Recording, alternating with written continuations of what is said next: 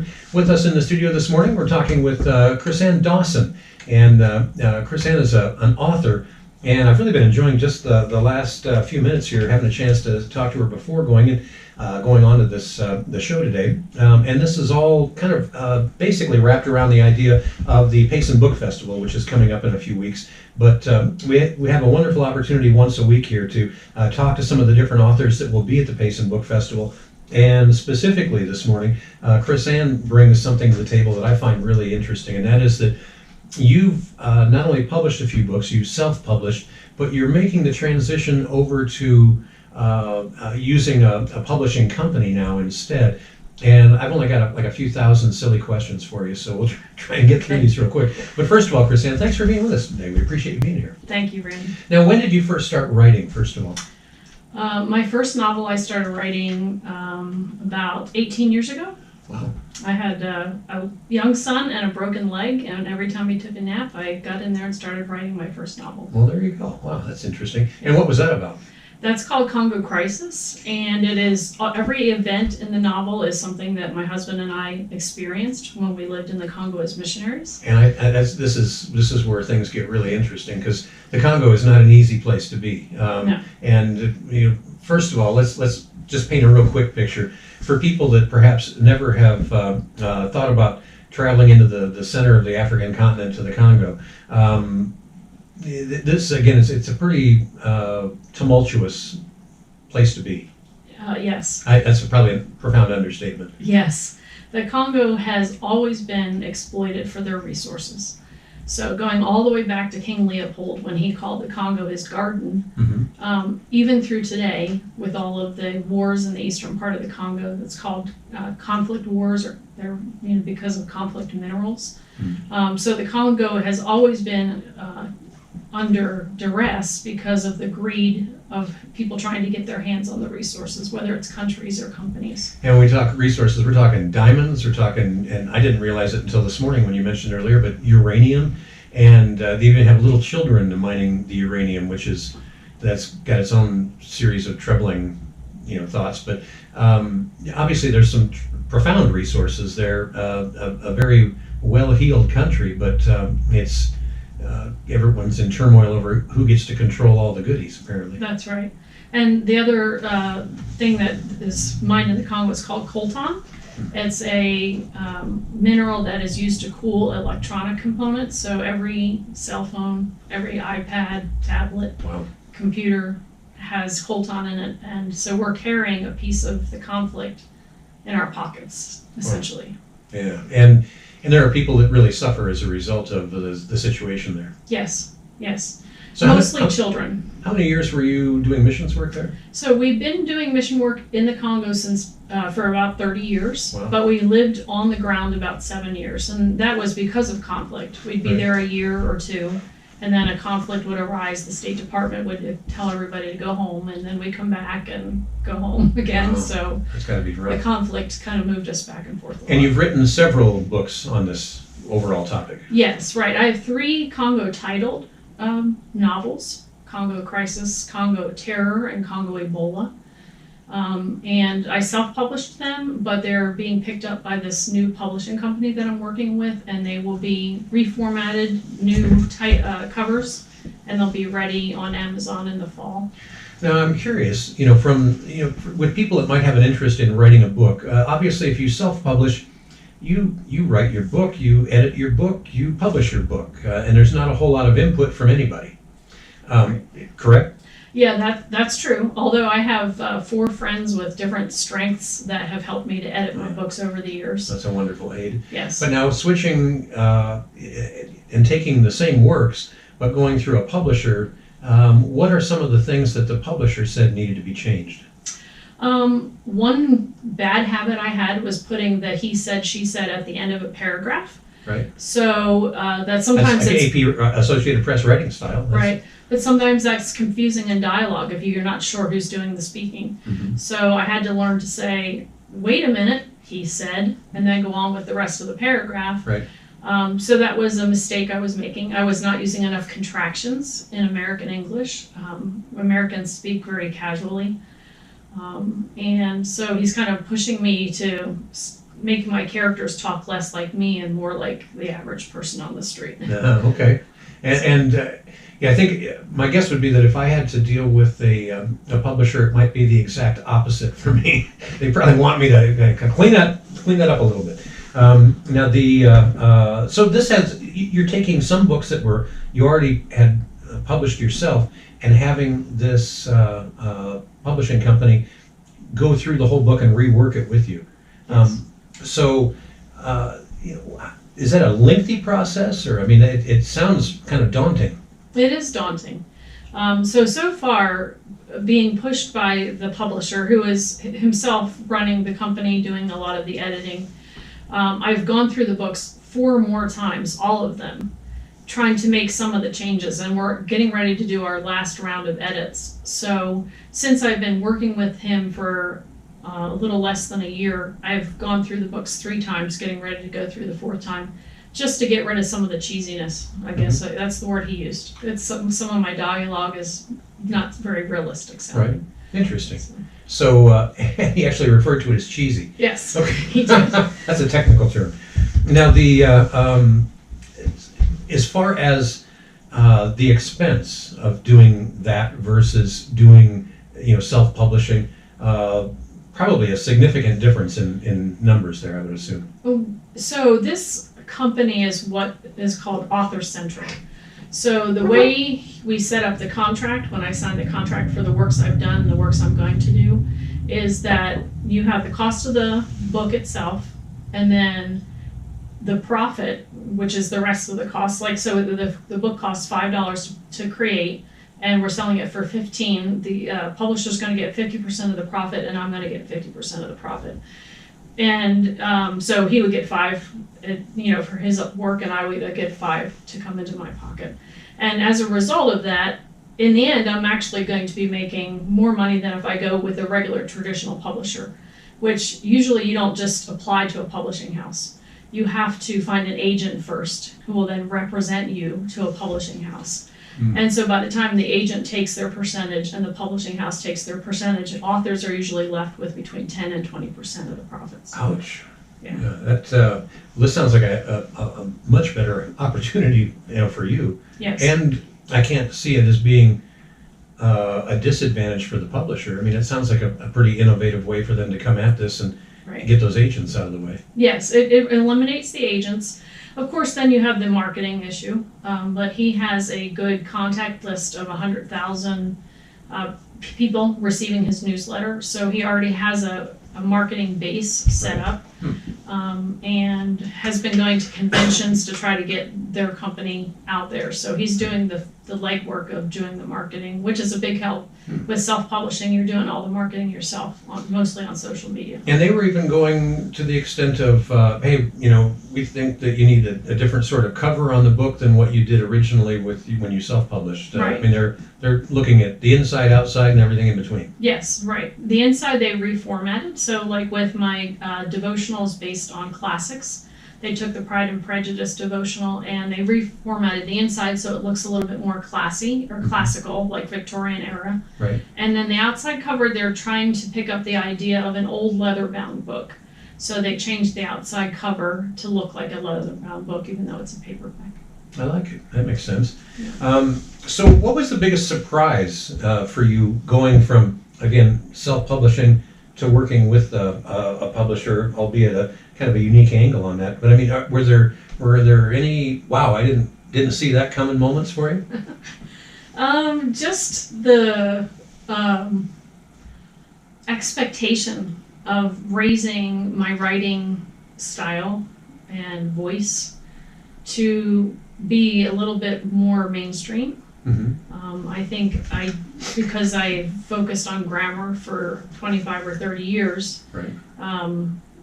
You were an English teacher. I'm an English teacher, so sentence structure is important. Sure. And not having a fragment is important, but sometimes in real conversation, we do have fragments in our dialogue and our conversations. So it was a bit of a personal challenge to be asked to change the way I think, which I'm sure in the end... That end... kind of fluster you a little bit to begin with? Like, how dare you tell me that I'm not doing something right as an English teacher? Yeah. I mean, because that would seem natural that would be kind of your first. Yeah, if it almost, when you write or create anything, if you have any kind of creative talent, when you put it out there for somebody to critique, it's almost like somebody's critiquing your child. Mhm. It's very hard to manage or to accept or to figure out how to change. So it's the kind of the downside of putting your art out there to be exposed to the criticisms or whatever of other people. But I hope I'm brave enough to see that he's going to help me take my writing to a better level and not looking at it as criticism, but as a critique that's going to help improve the writing style. It sounds like you got the right focus on it. It sounds like the ego is out of it and just trying to do it all for and in your case especially, for the greater good. Yes. That sounds like the ultimate goal. Going back now, when you decided to start writing, obviously you have experienced some things on a spiritual level that, and having traveled to a lot of third world countries doing disaster ministry work, I know it affected me in a way that I didn't, I think a lot of us here don't realize how good we have it until we go to some of these other places and see what conditions can be like. I mean, and it's not only, physical, conditions, weather, things like that, and food, which can vary dramatically. And there's a reason I don't remember ever seeing a Congolese restaurant. There's probably a reason for that. I'm not sure. I mean, so what kind of, just out of curiosity, what are the differences culinarily when you look at living in the Congo for an extended period? I mean, are you going down to the McDonald's on the corner and getting the cheeseburger, or what? No. Things have changed for us over the 30 years of ministry. So when we first were there in the Congo, we were living interior. All of our food would be purchased from Kinshasa, the capital, and put on a barge and shipped interior. And we would buy 6 months worth of food at a time. Wow. And so if we wanted to eat anything Western or American, we had to do it from scratch. So pasta and could be purchased, but a lot of times we were making our own pasta with a pasta press. Mm-hmm. You could get cans of tomato paste, and we would bring things from the United States to help enhance the flavor of foods. Garlic powder, onion powder, ranch dressing mix, taco seasoning. Right. And we would bring 6 months or a year or more of supplies of those kind of seasonings just so that we could have a bit of Americana. My husband and my children love Congolese food. It's mostly fufu, which is a manioc flour mixed with corn flour. Hold it. Fufu is actually something? Fufu is something. It doesn't mean how fancy you like your coffee. Okay, so now, and it's what again? It's a dough that they make. It's kind of like the consistency of Play-Doh. Okay. And it's made with cassava root. And every African nation has a different way of making their fufu, but they all have some form of it. In the Congo, they like it to be mixed with cassava and corn. So they take cornmeal and they make a cornmeal mush, almost like you were eating mush for breakfast, and then they would add the cassava flour until it became stiff and becomes a ball of dough. And then with that, they'll serve always greens. Usually the cassava leaves make the this greens. Ball of dough that's then a finished product? That's their finished product. So you're eating a ball of dough? Yes. Oh, lovely. Okay. And then they eat it with greens, and if they can afford it, they eat it with meat. Wow. So they'll pick off a piece of the dough, they use it almost like a spoon, and then they pick up the greens and eat the greens and the dough together. And, in the United States, food always, a lot of times, has an association of a memory, whether it's a holiday or a family occasion. But in the Congo, they eat the same food every day. They eat fufu and greens every day. Wow. And I was always amazed at how appreciative they were of the flavor of fufu and greens every day. So we love variety, and we associate different varieties of foods with, Thanksgiving holiday or a Christmas dinner or going out with family to a nice restaurant, and we have these memories associated with a food or a type of food. But for them, the food is the same every day. That just blows my mind. And the few that are fortunate enough to be able to have meat, you mentioned if you can afford it, maybe you can get meat. I've got to ask because, again, I've been in places where the meat menu could vary rather dramatically. What's the typical fare when it comes to meat there? They raise pigs and goats. Okay. So their main meat would be pig or goat, but they also have dried fish, little tiny dried fishes, and then in the last 15 years they've been having this fish come out of Russia called Thompson, which they love. Thompson has taken over their culture. A lot of times though they love bushmeat. It's very traditional. So monkey, which I've eaten. Right. Jungle rat.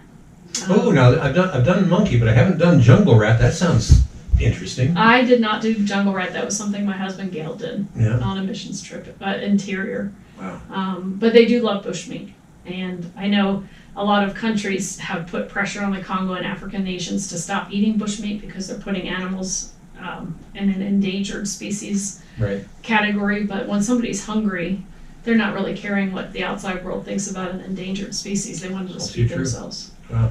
And again, you're going to have an opportunity to, at the Payson Book Festival coming up here in a few weeks, to talk to a whole bunch of different authors that they're going to have there. And again, as we've been talking to Chris Ann this morning, you can talk about maybe what their motivations were in writing and that type of thing, as well as dealing with publishers. And I mean, it's a wonderful opportunity if you've ever thought about writing a book to go there and speak to some authors. It's also a great place to go just to pick up some interesting books and some great reading material, because they'll all have books available for sale there. Now, you come at this from a ministry perspective, so obviously these experiences in the Congo had to have deep spiritual meaning for you, and was the reason why you were there, trying to minister to others. Right. Definitely, ever since I was a young child and I came to know the Lord, I always wanted to have an adventurous Christian life. I didn't want to just be average or typical. Mm-hmm. So I thought, well, missions is probably the best way to get the adventure. So I kind of pursued that as my goal. Right. And then after I was on my way to raising support to be a missionary in the Congo, is when I met my husband Gail, who was also raising support to be a missionary in the Congo. So it was really the Congo that brought us together and our ministry work there. So, yeah. And of course, God was probably involved in that. I'm sure he was involved in the matchmaking. Oh, I love it. That's wonderful. And the fact that you both have a similar focus, that's got to make the devotion to that a little bit easier than if it was just one of you that had the call to go there and the other did not. That can have its own series of challenges, I would imagine. Yes, right. I could never blame my husband for dragging me to the Congo. Yeah, or forcing you to eat monkey meat. That's right. So now the people there, again, I've dealt in places like Haiti and other places where the spiritual darkness was rather profound. From everything that I understand, that is also true in the Congo. Yes. They have witch doctors are still very powerful in the Congo. And we have not, one time I was in a village and I was brushing my teeth and the witch doctor just happened to be sitting there watching me brush my teeth. But that was not, usually you don't see them out in the open. They're usually wearing three-piece suits these days and driving Mercedes, but Really? they still have an influence over the culture of the Congo. Wow. And I had an experience in Indonesia, on the far eastern end of the archipelago there, where we were putting together a small medical clinic, and there was a young guy that looked like maybe early 20s at the most. He had sustained an eye injury, and instead of coming to the medical clinic, went to a witch doctor who made a polis. What is the word I'm looking for? pulse, Yeah, the word is, it just doesn't. salve. Yeah, it's a goop. Anyway, and put it on the injured eye, but put it on the other eye as well for some reason, and put like leaves or bandages over that. And when the boy was finally brought into the medical clinic, both eyes were gone. Whatever this witch doctor had done had just permanently blinded this kid for the rest of his life. Yeah. And it's amazing how, again, things like that we can kind of take for granted being here in the States, but Right. it can be a whole lot different. And it's going to be a great opportunity for you to find out if this is something that speaks to your heart. to be able to talk with Chris Ann a little bit out live at the Payson Book Festival. And again, this is coming up. I'm trying to pull the date up here.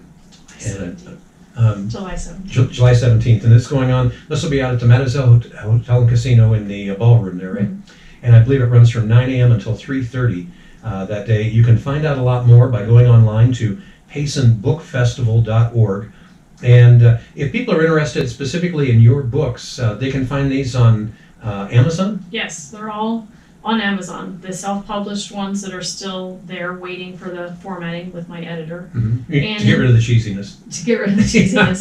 And my newly published devotionals, and also a Bible study that goes with Is it. that like a daily devotional type of thing? It's 120 entries Oh. that I did about 4 years ago on Facebook. I created a Facebook page and I forced myself to write an entry a day. Neat. So I basically used Facebook to write a book.